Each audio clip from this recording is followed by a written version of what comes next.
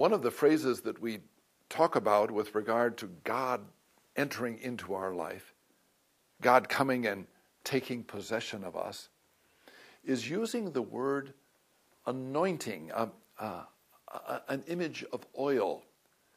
When you read in the first epistle of John, he says this. Listen to these words about this anointing. It's fascinating. As for you, the anointing that you received from him remains in you, so that you do not need anyone to teach you. But his anointing teaches you about everything and is true and not false. Just as it taught you, remain in him. Now, what does this thing about anointing mean? It seems that when you read through the Hebrew Bible, whenever a king was set aside, the prophet, for example, Samuel, would pour over Saul's head oil. And in doing that, this was an idea that this is now the king. David, the same thing. Oil is poured on David. There's an anointing.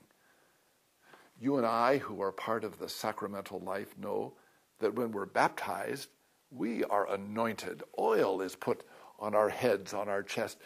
And even when we're ready to go to the Lord in the sacrament of the sick, anointing happens when we're anointed on our head, on our hands, on our chest, and on our feet.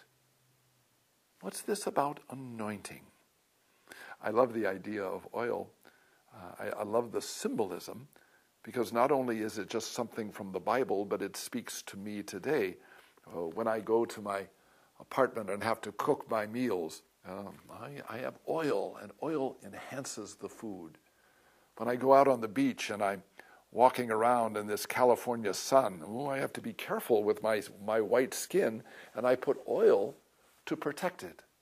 And when I am walking around too much and my back gets sore or my arms get sore, I use old Bengay, and Bengay has oil in it, and that starts to heal me. And even when I want to drive my car, what do? I get oil, and I put oil in my car, and that oil explodes, and it allows me to move on with the Lord. Think for a moment, if you will, on this beautiful thought of anointing.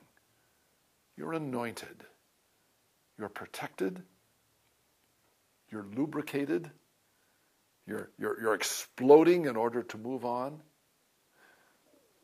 But you're set aside with that oil because you are special. You are part of the royalty, the royal family of God. May this anointing bless you, and may Jesus' love for you make you smile.